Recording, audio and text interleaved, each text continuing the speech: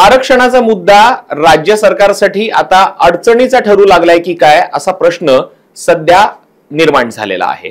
मराठा आरक्षणाच्या मागणीसाठी मनोज जरांगेंनी केलेल्या आंदोलनानंतर राज्य सरकारनं त्यांना जी आश्वासनं दिलेली आहेत त्याच्यावरनं आता ओबीसी समाज आक्रमक झालेला आहे। मराठा समाजाला ओबीसीतनं आरक्षण देणं म्हणजे कुणबी समाजावरती अन्याय आहे, ओबीसी समाजावरती अन्याय आहे असा त्यांचा दावा आहे। आणि नेमकं आता राज्य सरकारच्या याच भूमिकेचा विरोध करण्यासाठी लक्ष्मण हाके पूर्ण महाराष्ट्रामध्ये यात्रा काढतायत। त्यांचं पुढचं प्लॅनिंग कसं असेल, काय पद्धतीने दौरे असणार आहेत आणि कशा पद्धतीने मराठा आरक्षणाला ते विरोध करणार आहेत जाणून घेणार आहोत त्यांच्याकडूनच। लक्ष्मणजी, महाराष्ट्र टाइम्स ऑनलाईनच्या या मुलाखतीमध्ये आपलं खूप खूप स्वागत। नमस्कार। नमस्कार, धन्यवाद। पहिला प्रश्न, मराठा आरक्षण मिळालंय, स्वतः मराठा नेते म्हणतायत की राज्य सरकारने आमची फसवणूक केली आणि दुसरीकडे तुम्ही आक्रमक झालेत, नेमकं खरं काय? माझाही तोच साधा लॉजिकचा प्रश्न आहे की मराठा जरांगे म्हणतायत की आमचं काम ओके झालंय आणि ओबीसी म्हणतायत की आमचं आरक्षण कुठंतरी गेलंय, कोणाला तरी दिलं गेलंय।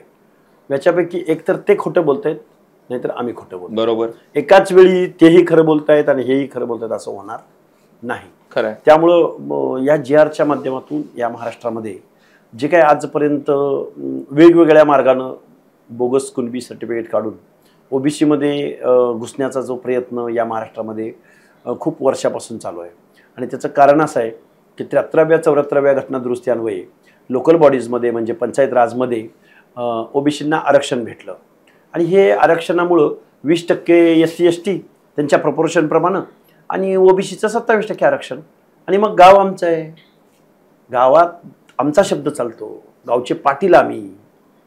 अरे आम्ही एवढी वर्ष आम्ही आमच्या गडीवरती येऊन सगळा न्यायनिवाडा व्हायचा। हे जे काही त्यांची जात वर्चस्वाची भावना आहे या भावनेपोटी त्यांना पंचायत राजमधला ओबीसी संपवायचा आहे। कारण जरांगेंना जर शिक्षण आणि नोकऱ्याचं जर पडलेलं असतं, विद्यार्थ्यांच्या हिताची काळजी असती, आम्ही गरीब झालो असं म्हणतात ते, तर गरिबीची काळजी असती तर त्यांनी EWS स्वीकारलं असतं, बरोबर, किंवा SCBC स्वीकारलं असतं।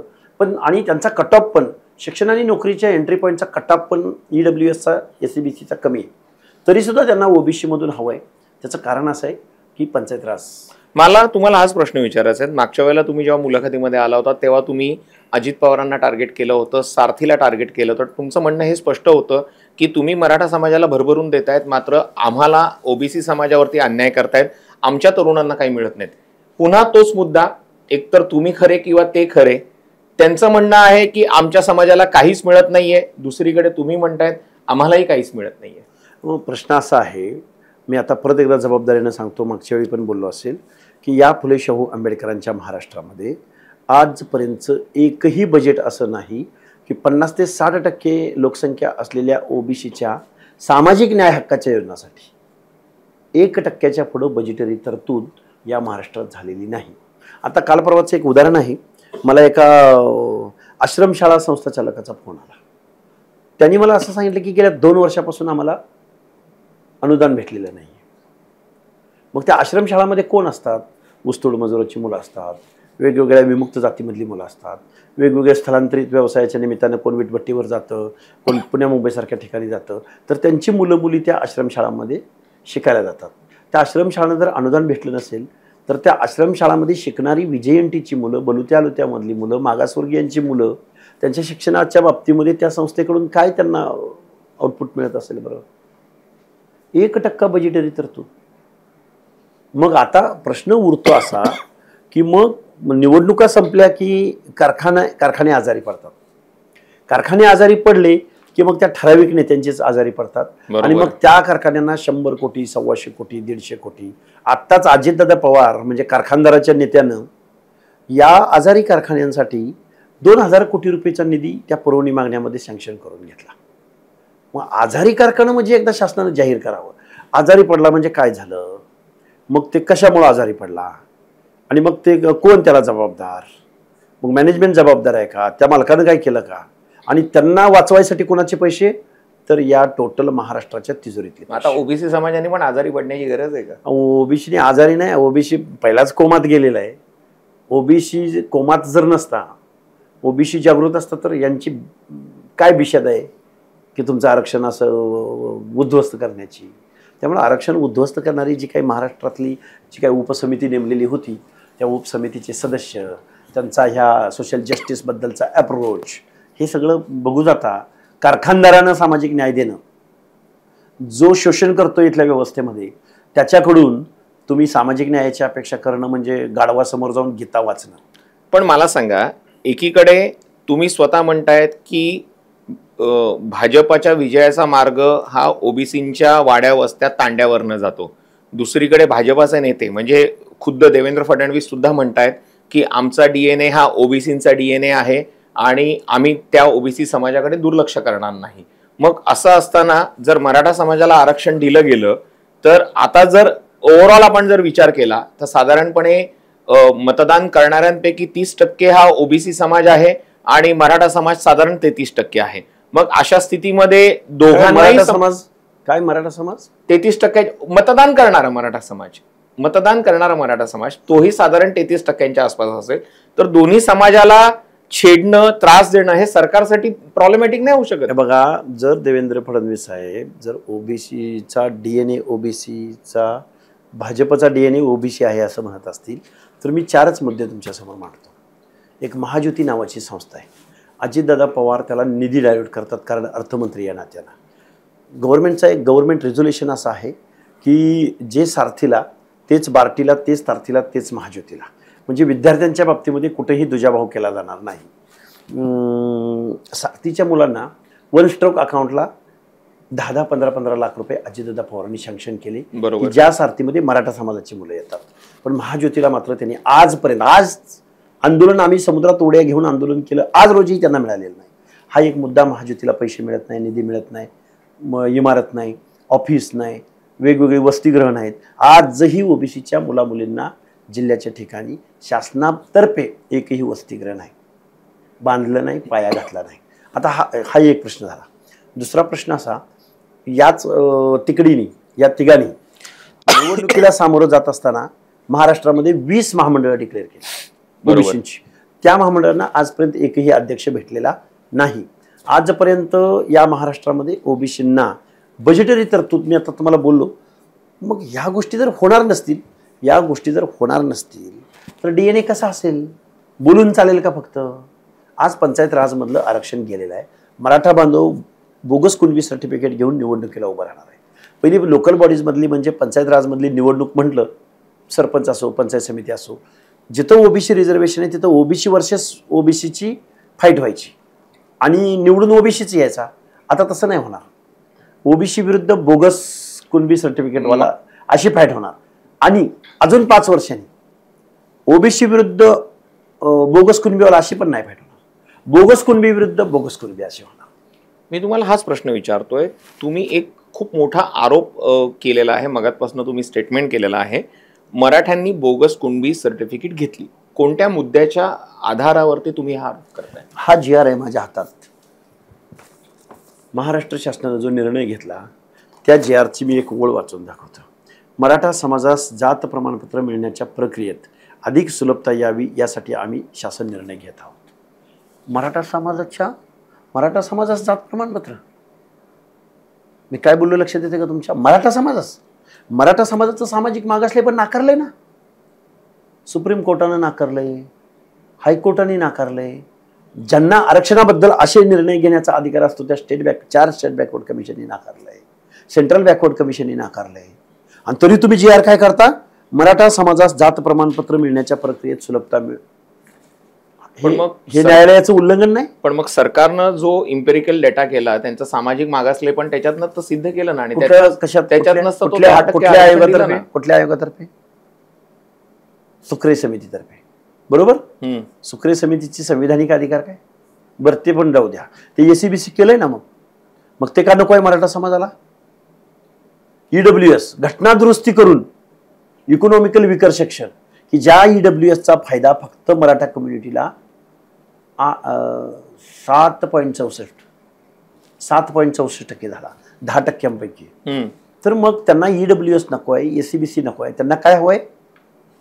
ओबीसी. पण मग हे कशासाठी हवंय? हे पंचायत राज मधलं आज एखाद्या गावगाड्यातला दलिताचा ओबीसीचा एखादा सरपंच पदावर बसलाय गावामध्ये ग्रामसभा होती, तिचा अध्यक्ष कोण आहे तर ओबीसी आहे. झेंडावंदन आहे, त्याची दुरी कोण वाढतंय, एक ओबीसी, एक माळी साळी कोळी धनगर बंजारा कोण लमाण असा माणूस काम करतोय. हे जे जात वर्चस्वाचं जे एक गावगाड्यामध्ये जे इन ब्लड म्हणजे रक्तातच जात आहे आणि प्रत्येक गोष्ट जातीच्या चष्म्यातून आजही आपल्या व्यवस्थेत बघितली जाते. त्यामुळं हे पंचायत राजमधलं आरक्षण हा मूळ हेतू आहे जरांगेंच्या आंदोलनाचा. जरांगेंना आरक्षणामधलं फार काही कळते असं मला म्हणजे त्याला कळतच नाही. मला कुणीतरी सांगायचं आणि त्यांनी बोलून टाकायचं आणि मग लोकांनी हुर्र करायचं आणि सामाजिक न्यायाची प्रतारणा करायची. जरांगेंच्या सोबत असलेले अनेक जण म्हणतायत की आम्हाला आरक्षणच मिळालेलं नाहीये. त्यांनीही जरांगेंवरती टीका केली. आता कालच संजय लखे पाटलांनी पण सुद्धा सांगितलंय की हे सगळं जे चाललंय ते चुकीचं चाललंय, त्यांनाही त्याच्यातला कळत नाहीये. हे बघा, हा जे आर किती याला कॉन्स्टिट्युशनल किंवा लिगल ॲस्पेक्ट आहे हे मला चांगलं माहिती आहे. पण हा जे आर जोपर्यंत अस्तित्वात आहे तोपर्यंत लाखो कुणब्यांची सर्टिफिकेट प्रशासनावरती दबाव टाकून काढली गेलेली असतील या जी आरच्या माध्यमातून. छगन भुजबळांनी काल पत्रकार परिषदेमध्ये हाच आरोप केलेला आहे की हा जो जी आर काढलाय तो दबावाखाली काढलाय. त्यांनी राज्य सरकारला 8 पानी पत्र लिहिले, वकिलाच्या मार्फत त्यांनी पत्र लिहिलंय आणि त्यांनी सांगितलंय की या जी आर मधल्या चुका ज्या आहेत त्या दुरुस्त कराव्यात. खूप सभ्य शब्द वापरलाय त्यांनी, चुका दुरुस्त कराव्यात, अन्यथा याला आव्हान दिलं जाईल. मग पुन्हा मुद्दा तोच येतोय माझा की जर हा जी आर आहे, या जी आरच्या माध्यमातून मराठा समाजाला आरक्षण मिळण्याचा मार्ग मोकळा झालाय, हा जी आर असंवैधानिक आहे असं तुमचं जर म्हणणं आहे तर तो न्यायालयात टिकणार नाही आणि जे सरकारने उत्तर दिलंय तेही पुन्हा मग त्याला चॅलेंज होणार आहे कोर्टामध्ये. मग तुमच्यावरती अन्याय कसा होईल? मला सांगा, अन्याय मी आत्ता काय बोललो, हा कधी रद्द व्हायचा त्यावेळी हो, पण आजपासून तुम्ही स्टार्ट केलंय ना, हा बूस्टर डोस आहे ना तुमचा, हे इलिगल होतच होतं. पण हा जी आर म्हणजे बूस्टर डोस आहे. चला, जेवढे राहिले तेवढे लवकर संपवून टाका. हे का काढला गेलाय, कशासाठी काढला गेलाय, ह्याच्यात काय लिगल काहीच नाही. ह्याच्यामध्ये सरळ म्हणलंय गावातील कुळातील नातेसंबंधातील व्यक्तींना कुणबी जातीचे सर्टिफिकेट जर त्याचं काही सापडत नसेल तर एका ज्याच्याकडं सर्टिफिकेट आहे त्याने ॲफिडेविट करून द्यायचं. बरोबर. आणि त्याला इन्स्पेक्शन कोण करणार त्याचं तर ग्राम महसूल अधिकारी, ग्रामपंचायत अधिकारी आणि कृषी सहाय्यक अधिकारी, गाव लेवलचे ते चतुर्थ श्रेणीतले कर्मचारी, त्यांचं काय नॉलेज असं आणि त्याला जर हा जी आर दाखवला तो काय करेल. म्हणजे तुम्हाला जी भीती वाटते ती भीती ही आहे, खोटे दाखल्यांचा जो तुम्ही म्हणत होता सुळसुळाट जो आधीपर्यंत सुरू होता तो आता अधिकृतपणे होईल आणि एकदम स्पीडनं होईल, एकदम स्पीडनं. निवडणुका समोर आहेत, आता रेट आहेत 25,000 4 लाख रुपयापर्यंतचे कुणबी सर्टिफिकेट काढायचे रेट आहेत. हो, कधी स्टिंग ऑपरेशन करू आपण. फार मोठा आणि धक्कादायक आरोप लक्ष्मण हाके करताना दिसत आहेत. हाकेजी, पण एक तुमच्या याच्यात थोडासा एक चेंज दिसलाय. आतापर्यंत तुमच्या गळ्यात फक्त पिवळ्या कलरचा मफलर होता, आता त्याच्यात निळा रंग सुद्धा ऍड झालेला आहे, हिरवा रंग दिसतोच आहे. नाही, आम्ही आजपर्यंत सामाजिक न्यायाची लढाई लढत आहोत. सामाजिक न्यायाची लढाई लढता आम्हाला हे कळून चुकलंय की याची मूळ कारणं काय आहेत. तर देशाला स्वातंत्र्य मिळाल्यापासून पहिले 10-20 वर्ष सोडली तर त्यानंतरचं जात वास्तव आहे. आरक्षण असो, निवडणुका असो, आणि मग सामाजिक न्यायाची लढाई राहिली बाजूला, सगळ्याला जबाबदार काय असेल तर राजकारण आहे. आणि मग राजकारण आणि संघटित होऊन जर शासनावर दबाव टाकता येत असेल आणि शासनाला आणि राज्यकर्त्यांना ती भाषा समजत असेल तर ओबीसीनी सुद्धा एकत्र आलं पाहिजे. आणि फक्त ओबीसीनी एकत्र येऊन चालणार नाही, तर ज्या डॉक्टर बाबासाहेब आंबेडकरांनी समतेचं तत्व दिलं, न्याय दिला, जो इथल्या भारतवर्षामध्ये देवाधिकांनाही जो न्याय जमला नाही तो डॉक्टर बाबासाहेब आंबेडकरांनी न्याय. मी खूप धैर्यानं आणि खूप धाडसानं हे विधान करतोय की इथल्या व्यवस्थेमधल्या देवाधिकांना जो सामाजिक न्याय द्यायला जमला नाही तो डॉक्टर बाबासाहेब आंबेडकरांनी न्याय दिला. आमचं म्हणणं एकच आहे, ओबीसी, दलित, आदिवासी, अल्पसंख्याक ह्या माणसांनी जर आपल्या मताचा योग्य असा अंमल केला तर मला वाटतं ही लोक आपल्याला अशी वेठीस धरू शकणार नाहीत, आपल्या हक्काधिकाराचं आरक्षण हिरावून घेऊ शकणार. कालच आता बंजारा समाज मागणी करायला लागलाय की जो न्याय मराठा समाजाला दिलेला आहे त्यांना जर तुम्ही ओबीसीतनं आरक्षण देतायत तर आम्हालाही एसटीतनं आरक्षण द्या. खरं तर बंजारा समाज हा प्रचंड आजही तांड्यावरती, वस्त्यावरती आणि आत्ता बंजारा समाजाचं रूप असं निर्माण झालं आहे की जिथं जिथं अर्बन एरिया आहे, जिथं जिथं बांधकामाचं क्षेत्र आहे, तिथं वाळू वाहणे, सेंटरिंग करणे, प्लास्टर करणे, 10व्या-12व्या मजल्यावरती जाऊन ते सगळं काम करणे, या कामामध्ये प्रचंड प्रमाणात बंजारा समाज आहे. आता मग जर गॅजेटद्वारे जर मराठा समाजाला ओबीसीमधून आरक्षण मिळतंय तर गॅजेटमध्ये मग आम्ही एस टीमध्ये आहोत, मग आम्हाला मिळायला काय अडचण आहे? ही भाबडी आशा आहे आणि तसं संयुक्तिक आहे. पण माझं असं म्हणणं आहे शेड्यूल्ड ट्राईब्स म्हणजे सूचीमध्ये, केंद्रीय सूचीमध्ये जाण्यासाठी, मग ती केंद्रीय सूचीमध्ये शेड्यूल्ड ट्राईब्स असो किंवा शेड्यूल्ड कास्ट असो, त्याच्यामध्ये जाण्यासाठी त्यात इन्क्लुजन होण्यासाठी खूप मोठं एक्झर्शन आहे. आणि बिचारा तो गावगाड्यामधला जो बंजारा आहे, लमाण आहे, तांड्या करून राहणारा, त्या माणसांना त्याचं काय स्वरूप आहे, काय एक्झर्शन आहे याची त्याला कल्पना नाही. बरोबर. आणि फुले शाहू आंबेडकर आता अस्तित्वात नाहीत की मानवतेच्या दृष्टिकोनातून या व्यवस्थेमधल्या शेवटच्या घटकाला सुद्धा या भारताचा नागरिक म्हणून, we the people of India, आम्ही या भारताचे लोक, आम्ही या भारताचं आमचं संविधान प्रत्येक माणसाला फक्त स्वतंत्रता, समता, बंधुता नव्हे, सामाजिक न्यायासह समता. आताच्या लोकांना माझा पक्ष येईल का, माझ्या पक्षाला काय अडचण होईल का, मग आपला बेसोटर निघून जाईल का, मग मराठी आपल्याला त्रास देतील का, मग 10% मराठ्यांच्या मताची तुम्हाला काळजी आहे फडणवीस साहेब, आणि गावातल्या 50 ते 60% ओबीसीच्या मताची काहीच काळजी नाही तुम्हाला. आणि मग लक्ष्मण हाकेनी पिवळा झेंडा, निळा झेंडा, हिरवा झेंडा हा जर एक केला आणि गावगाड्यातल्या बहुजनांची भाषा जर बोलायला सुरुवात केली, ते जर पोलरायझेशन करून त्यांच्या मताच्या भीतीपोटी जर तुम्ही एवढं आगतिक होत असाल तर मग आमच्याकडे तर 50% क्वांटम आहे. आणि मग 50% ओबीसी जर एकत्र आले आणि आम्ही आणायचा प्रयत्न करू, प्रामाणिक प्रयत्न करू. मला तुम्हाला तेच सांगतो, म्हणजे अनेकदा राजकीय चर्चासत्रांमध्ये भाजपा सांगतं की आमच्या विजयाचा मार्ग हा माधव आहे, माळी, धनगर, वंजारी, आणि तोच आता कुठेतरी थोडासा नाराज दिसतोय. तुमचाच प्रश्न तुम्हाला विचारायचा आहे, जो मुद्दा आपण बंजारा समाजाच्या बाबतीत घेतला की ते इतकी धावपळ करू शकत नाही, त्यांना त्यांच्या बाबतीत काय चाललंय काय नाही चाललंय हेच कळत नाहीये, हक्क आणि कर्तव्याची जाणीवच नाहीये. आणि तोच मुद्दा इथे येतोय का की आरक्षणामुळे आपलं नुकसान किती होतंय याबाबत ओबीसी समाज थोडासा अनभिज्ञ राहिलाय, त्यांना फार त्रास होईल असं वाटत नाहीये, म्हणून तो पुढे येत नाहीये आणि त्यांनाच पुढे आणण्याचं काम आता तुम्ही करतायत का? नाही, विषय असा आहे की लोकल बॉडी आजही ह्या समूहांना आरक्षणाची जरूरत आहे.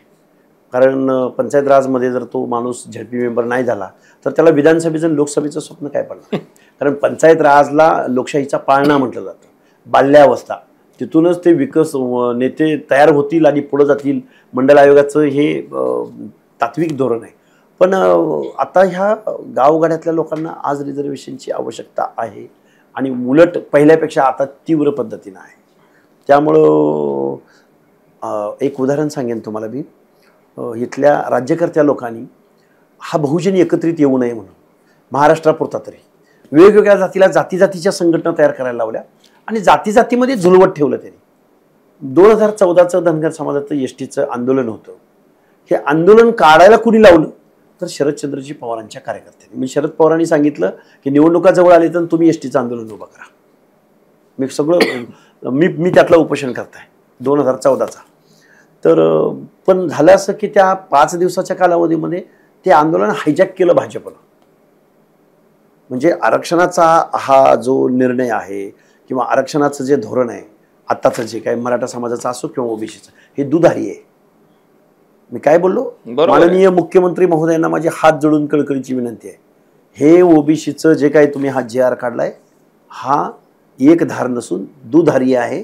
आणि दुधारी तलवार ज्या पद्धतीने शत्रूला नष्ट करते आणि ती जर थोडीशी जर चुकली तर आपली सुद्धा गर्दन त्यामध्ये जाऊ शकते. त्यामुळं हा ओबीसींच्या अस्तित्वाशी खेळ आहे. आणि हे जर आरक्षण संपलंय अशी जर भावना असेल तर त्यात वावगं काहीच नाही. मग तुम्हाला जर मताची भाषा कळत असेल, झुंडीची भाषा कळत असेल, महाराष्ट्रातला ओबीसी एकत्र येईल आणि महाराष्ट्रातला मग मतं काय असतात हे आम्ही इथल्या व्यवस्थेला आणि राज्यकर्त्यांना दाखवू. पण भाजपाला तर तोच कॉन्फिडन्स आहे ना की आमचा DNAच जर ओबीसी आहे तर आमची वोट बँक ही सिक्युअर आहे, काही फार फरक पडणार नाही. म्हणजे तुम्हाला आता सरकारकडनं टेकन फॉर ग्रांटेड घेतलं जातंय का? नाही बघा, जर भाजपचा DNA OBC असेल पण वागताना दिसून येत नाही ते. वागतात मात्र ते राज्यकर्त्या कम्युनिटीच्या फेवरमध्येच वागतात ना. शोषण होतंय हे ज्यावेळी एखाद्या क्लासच्या लक्षात येतं, त्या शोषणाविरुद्ध क्रांती ही भयंकर होते. मग इथं बघितले ना देशभरामध्ये, आणि आम्ही ती क्रांती 2025ला आणू. धनदांडगे, जात दांडगे, सत्ताधारी, कारखानदार एका बाजूला असतील आणि गावगाड्यातला शोषित, वंचित घटक, दलित घटक, आदिवासी घटक एका बाजूला असेल. मराठा समाज एक झाला, आता ओबीसी समाजाला एक आणण्याचा प्रयत्न तुम्ही करतायत. सगळ्यात मोठी अडचण ओबीसी समाजातल्या वेगवेगळ्या जाती, वेगवेगळे राजकीय पक्ष. म्हणूनच काल छगन भुजबळांनी असं आवाहन केलंय की आता आपला सगळ्यात मोठा शत्रू जर कोण असेल तर तो आरक्षण आणि सरकारनं काढलेला GR. सो आपल्या सगळ्यांना एकत्र येऊन जो विरोध करायचा तो त्या GRला करायचा आहे. आपण आपल्या एकमेकांच्या पक्षाच्या नेत्यांना टार्गेट करून चालणार नाही. याच्यावर तुमची काय प्रतिक्रिया आहे? नाही, भुजबळ साहेबांच्या पहिल्या प्रश्नाशी मी सहमत आहे की आपण ह्या GRच्या विरोधामध्ये एकत्रित येऊन आंदोलन उभं केलं पाहिजे. पण राजकीय नेत्यांना पण राजकारण केलं जातंय ना, हा निर्णय घेतला जात असताना प्रत्येक पक्षाला याचं बेनिफिट कसं होईल यासाठी पाहिलं जातंय ना. आणि मग राजकारणाद्वारे जर ओबीसीचं आरक्षण संपत असेल तर मग त्या राजकीय लोकांवरती शिरसंधान करावं लागेल ना. मला सांगा, ज्या पक्षामध्ये माननीय भुजबळ साहेब आहेत, भुजबळ साहेबांची भूमिका ओबीसींना महाराष्ट्राला माहिती आहे. मग त्याच पक्षामधले 2-3 आमदार जरांगे पाटलाच्या बेकायदा मागण्याला सपोर्ट करत असतील, पैसे पुरवत असतील, माणसं पुरवत असतील आणि तोच जरांगे मुख्यमंत्र्यांची आयमाई काढत असेल, तर मग भुजबळ साहेब त्या आमदारांना त्यांच्या पक्षाच्या बोलू शकतील की बाबा तुम्ही राजकारण करू नका, यात हा सामाजिक न्यायाचा विषय आहे, हा आरक्षणाचा विषय आहे. भुजबळ साहेब बोलतील त्यांना? विजयसिंह पंडित आणि प्रकाश सोळंकी, ज्या प्रकाश सोळंकीचं घर जाळलं गेलं होतं त्यावेळी त्या प्रकाश सोळंकींना भेटायला हेच माननीय छगनरावजी भुजबळ गेले होते. याच्याकडे कसं बघतील ते? अजितदादा पवार त्यावर ब्रशब्द बोलत नाहीत. हे झालं त्यांच्या पक्षाचं. मग ते काय बोलतील त्याच्यावरती? तेच राजकारण करतायत. मोठे मोठे बॅनर्स, होर्डिंग्स आणि जाहीर प्रेस घेऊन जाहीर सभांमधून विजयसिंह पंडितांनी सांगितलंय. मग आम्ही राष्ट्रवादीला का मतदान करायचं ओबीसी? खरं, तुम्ही ओबीसी बद्दल ब्रशब्द बोलत नाही, भुजबळ साहेबांना नाही बोलत. पण आता पवार साहेबांनी तर मंडल यात्रा काढली ना. मंडल यात्रा काढायचा कोणी अधिकार दिला पवार साहेबांना? आम्ही एक्सपोज केलं पवार साहेबांना. मला सांगा, मंडल म्हणजे वॉटरशेड मुवमेंट म्हटलं जातं 93-94 नंतर, की एक प्रभाव ओबीसी मुख्य प्रवाहात यायला लागला. याच पवार साहेबांच्या घरामध्ये किती राजकीय पद आहेत, किती कारखाने आहेत आणि किती संस्थांचे अध्यक्ष पवार फॅमिली आहे याच्यावरती एखादी PhD होईल. त्यामुळे त्या पवारांनी मंडल यात्रा काढणं म्हणजे सौ चुये खाके बिल्ली चली हाजको. परत अजून मला म्हणतात की लक्ष्मण हाके पवारावर टीका करतो. अरे सत्तेच्या बाहेरच कधी बसले नाही ते. शोषण कुणी केलं? सत्ताधाऱ्यांनीच केलं ना. मग सत्ताधाऱ्यांना बोलायचं नाही तर मग कुठल्या एका सामान्य माणसाला बोलायचं का आम्ही? त्यामुळं हे होणं आहे. आणि ह्या व्यवस्थेच्या विरोधामध्ये लढाई आम्हाला उभी करावी लागेल. आम्हाला बाबासाहेबांचं संविधान अतिशय चांगलं समजलंय. फक्त सामान्य माणसाला आम्हाला जागं करायचं आहे. बघू धनदांडगे, जात दांडगे किती पैशाचा वापर करतात. 2029ला आम्ही आव्हान उभं करू, एवढं मी तुम्हाला निश्चित सांगतो. पवार साहेब एकीकडे मंडल यात्रा काढतायत, दुसरीकडे सुप्रियाताई सुळे आझाद मैदानावरती जात आहेत, मनोज जरांगेंना भेटतायत आणि मागणी करतायत की राज्य सरकारनं जरांगेंची मागणी पूर्ण करण्यासाठी विशेष अधिवेशन बोलवावं. हे बघा, इकडं पवारसाहेब मंडल यात्रा काढायला लावत आहेत, तिकडं पवारसाहेबांच्या तुतारीवरती निवडून आलेले बजरंग सोनवणे रॅलीमध्ये सहभागी होत आहेत. म्हणजे पवारसाहेब उलट तुम्ही तरी एवढे मुरब्बे आहात, तुम्ही पुढे येऊन सांगायला हवं होतं, अरे ओबीसीचं आरक्षण म्हणजे सामाजिक मागासांचं आहे आणि ते प्रतिनिधित्वासाठी आहे. ज्या एखाद्या समूहाला प्रतिनिधित्व भेटलेलं नसतं त्यांना प्रतिनिधित्व मिळावं, त्यांनाही निर्णय प्रक्रियेमध्ये सहभाग असावा म्हणून या संविधानानं त्यांना रिझर्वेशन पॉलिसी दिली. हे अधिकारवाणीनं कुणी सांगायला पाहिजे होतं?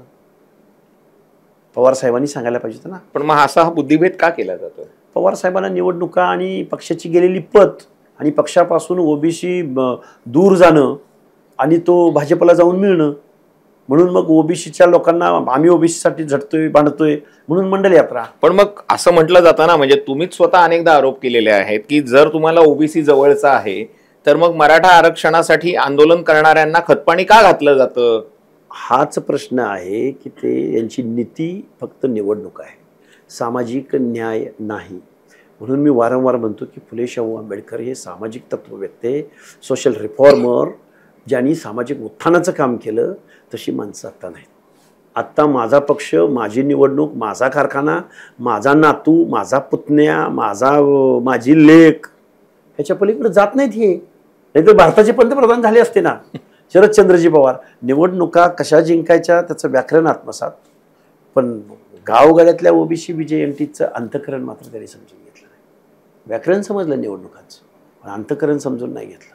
अंतकरण समजून घेतलं असतं तर आजही गावगाड्यातल्या भटक्या विमुक्त जाती जमाती गावगाड्यामध्ये त्यांना 1 गुंठा जमीनधारणा करता येत नाही. आणि जमीनधारणा नसल्या कारणानं आजही ते स्थिर होऊ शकत नाहीत. त्यांची लेकरं बाळं शिकू शकत नाहीत. भलेही संख्या कमी असेल, पण पवारसाहेब यावर तुम्ही कधी बोलणार? मंडल यात्रा कार्यकर्त्यांना काढायला लावणं, नारळ फोडणं आणि आमच्या सैन्य मंडल आयोग लागू झाला म्हणणं. मंडल आयोग देशभरामध्ये लागू झाला होता, थोडंच महाराष्ट्रामध्ये एकट्या झाला होता. आणि तुम्ही मुख्यमंत्री पदावर नसताना दुसरं कोण असतं त्यांनी काही सही केली नसती का? त्यामुळं उगच नसत्या गोष्टीचं श्रेय घेण्याच्या भानगडीत पवारसाहेबांनी, पवार फॅमिलीनी पडू नये. आणि शोषित वंचित समूहांना आम्ही निश्चित हा फॉर्म्युला आम्ही महाराष्ट्रामध्ये निश्चित उभा करू. मराठा समाज जसा आरक्षणाच्या मागणीसाठी आणि अन्यायाविरुद्ध एकत्र येताना दिसत होता, तसाच आता ओबीसी समाज एकवटतोय का? तुमचे दौरे सुरू झालेत.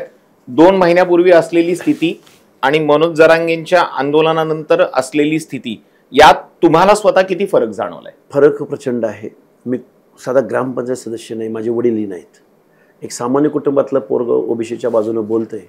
30-40 हजार लोकांनी जमाव, कुणालाही गाडी न देता, कुणालाही डिझेल न देता, कुणालाही स्टेज लावायला न सांगता, एका ग्रामीण भागामध्ये बोगलवाडीमध्ये जर 30-40 हजार लोक जर जमत असतील तर शासनकर्त्यांना हा इशारा आहे.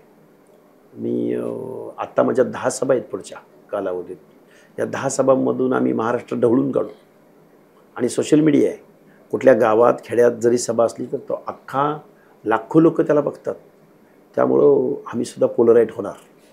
छगन भुजबळांनी तर या GRला कायदेशीर आव्हान देण्याची तयारी केलेली आहे.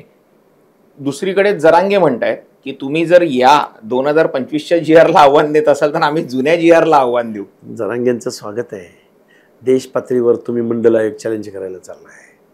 ज्या देशामध्ये ओबीसीच्या या एक्झर्शनला किंवा SC STच्या एक्झर्शनला जर हात लावायचा कोणी प्रयत्न केला, घटना दुरुस्ती करायला किती बहुमत लागतं माहिती आहे का जरांगेंना? आणि कोर्टात जरी गेले तर कोर्टात ऑलरेडी तो 9 जजेसच्या बेंचसमोर हिअरिंग होऊन तो इम्प्लिमेंट झालेला आहे. त्यामुळं जरांगे काय त्यांचं नॉलेज किती आहे, त्यामुळे त्यांनी असं नसत्या उचापती करू नयेत. देशभरामध्ये मग तुमची संख्या किती टक्के आहे सांगावं लागेल मग देशाला. पण मग माझा मुद्दा हा आहे की अनेक जण मनोज जरांगेंवरती टीका करतात. कदाचित माझा हा प्रश्न तुम्हाला आवडणार नाही. जर मनोज जरांगेंना कळत नाही असं तुमचं म्हणणं आहे, तर एवढी लोक त्यांच्या पाठीशी उभी राहतात, तर त्यांनाही कळत नाही असं म्हणणं चुकीचं नाही होणार? हे बघा, सामान्य माणूस सामान्य आहे. त्याच्यासमोर जर स्वप्न कुणी विकत असेल की तुझ्या लेकरा बाळाला हे होणार आहे, जर आरक्षणाच्या माध्यमातून, ओबीसी आरक्षणाच्या माध्यमातून जर लेकरं बाळांना नोकऱ्या मिळत असतील आणि भवितव्य उज्ज्वल होत असेल, तर मला आज रोजी SC आणि STच्या लेकरा बाळांचं काय झालं हे मला या महाराष्ट्रातल्या राज्यकर्त्यांनी दाखवून द्यावं. बरोबर. हा एक झाला, हा एक महत्वाचा मुद्दा. बरोबर. आता दुसरा मुद्दा, ओबीसीच्या आरक्षण मिळाल्यानं तुमचं भलं भलं भलं भलं होणार आहे हे जे त्यांनी सांगितलंय ते मनोज जरांगेंना माझा असा सवाल आहे की आता ओबीसी आहेत, आताचे ओबीसी आहेत, मुळात आरक्षण हे प्रतिनिधित्वासाठी हे मी वेळोवेळी सांगून झालेलं आहे. आणि मग नोकऱ्या किती राहिलेत, मग मराठा समाजावर गरिबी आली किंवा लेकराबाळांवरती अडचणीचे दिवस आलेत, ह्याला जबाबदार ओबीसीचं आरक्षण कसं? याच्यासाठी पब्लिक रिलेव्हन्स आहे, पब्लिक असिस्टन्स आहे, सोशल वेलफेअर आहे, गव्हर्नमेंटच्या अनेक योजना आहेत, वेगवेगळी खाती आहेत, त्या खात्यांच्या योजना आहेत, त्या कोणासाठी आहेत? त्या गावगाड्यातल्या ओबीसींसाठी आहेत, त्या भटक्या विमुक्तांसाठी आहेत.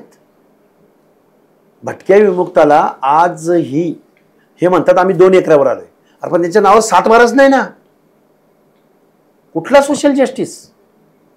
आणि मुद्दा मग हाच येतोय, म्हणजे आपल्याकडे राज्य सरकारमध्ये सामाजिक न्याय खातं आहे, सामाजिक न्याय मंत्री आहे, आदिवासी विकास खातं आहे. जो मुद्दा तुम्ही छेडला की जर आरक्षणाने फायदा मिळाला असता तर SC ST VJNT समाज आज कुठच्या कुठे असतात, कुठल्या कुठे असता. अजितदादा पवारांनी अर्थ खातं घेतल्यापासून या महाराष्ट्रामधला आदिवासी विभागाचा आणि सामाजिक न्याय विभागाचा निधी डिफरन्स किती निर्माण केलाय अर्थ खातं घेतल्यापासून. मग उद्धव साहेबांच्या कालावधीपासून 60,000 कोटी रुपयाचा डिफरन्स सामाजिक न्याय विभागाचा आणि आदिवासी विभागाचा आहे. नियर अबाउट, वर मागं पुढे आकडा होऊ शकतो. आणि ओबीसीचा निधी म्हणजे सामाजिक न्यायाचा निधी वेगवेगळ्या ठिकाणी वळवलाय. सारथीला पैसे द्यायचे पण महाज्योतीला पैसे द्यायचे नाही. सारथीच्या इमारती उभ्या करायच्या, अण्णासाहेब पाटील महामंडळाला मोठमोठी 10-10, 15-15 लाखाची कर्ज द्यायची, पण भटक्यांच्या ओबीसीच्या महामंडळाला एक कवडी द्यायची नाही. मग अजितदादा पवारांना आम्ही कसा पुरोगामी नेता म्हणायचं? अजितदादा पवार हा जातीयवादी नेता आहे, कारखानदारांचा नेता आहे. आणि मग कोण ओबीसी, तुझं काय रे, हा कोण रे, मग तुला भरणेनं तिकीट दिलं नाही का, भरणे आमदार नाहीत का, दिलंय की तुला, तुला काय पाहिजे, तुमच्या बापाची जागिरी. हा महाराष्ट्र, हा देश, ही लोकशाही, ह्यांना काही आंदोलन दिलं का? पवारांना आंदोलन दिलंय. शरद पवार, सुप्रिया सुळे, सुनेत्रा पवार, अजित पवार, रोहित पवार आणि परत त्यांच्या फॅमिलीतले सगळे मेंबर, बारामती ॲग्रो, काय ती अजून कुठली बँक, अजून कुठल्या फायनान्स कंपन्या, अजून कुठल्या वेगवेगळ्या उद्योगपतींबरोबर त्यांच्या पार्टनरशिप, अजून त्याच्या पलीकडे जाऊन काय बरं वेगवेगळ्या 300 ते 400 संस्थांचे अध्यक्ष, कबड्डी संघापासून, कुस्ती महासंघापासून ते वसंतदादा शुगर इन्स्टिट्यूट पासून ते रयत शिक्षण संस्थेपर्यंत, शिवप्रसारक विद्यामंडळी, मराठा शिक्षण प्रसारक मंडळ. पाहिजे कशाला तुम्हाला एवढी पदं? व्हाय? असं काय तुमच्याकडे नॉलेज आहे की कर्मवीर भाऊराव पाटलांच्या शिक्षण संस्थेचा अध्यक्ष हा महाराष्ट्राचा मुख्यमंत्री असेल, किंवा वसंतदादा शुगर इन्स्टिट्यूटचा अध्यक्ष हा महाराष्ट्राचा मुख्यमंत्री असेल, असा बायलॉज असताना या संस्थांचे अध्यक्ष शरदचंद्रजी पवार असतील, अशी बायलॉजमध्ये खाडाखोड करून तुम्ही इथल्या जनतेच्या ॲसेट बरोबर खेळवड नाही करत. पण त्या लोकांनी तर त्यांना स्वीकारलंच ना. कुठल्या लोकांनी? पण मग आता जर बायलॉज मध्ये 1.5 जिल्ह्याचे नेते हे काय सांगताय तुम्ही? मी यांना फार महत्व देत नाही. पवार फॅमिली म्हणजे 1.5-2 जिल्ह्याच्या पलीकडे जाऊ शकलेली नाही. जर तसं असतं तर त्यांनी दिल्लीवरती राजकारण. पण मग माझं म्हणणं तेच आहे ना, का तुम्ही म्हणतायत का 1.5 जिल्ह्यांच्या पुढे नाहीयेत, तरीही ते आज राजकारणात त्यांचं वर्चस्व टिकून आहेत आणि तुम्हाला आज लढावं लागतंय. फक्त पैसे कमवणे. ब्रिटिश ईस्ट इंडिया कंपनी, मी कायम हे वाक्य त्यांच्यासाठी काढून ठेवलेलं आहे. ब्रिटिश ईस्ट इंडिया कंपनीचं धोरण हे व्यवसाय करणं आहे, सामाजिक न्याय देणं नाही.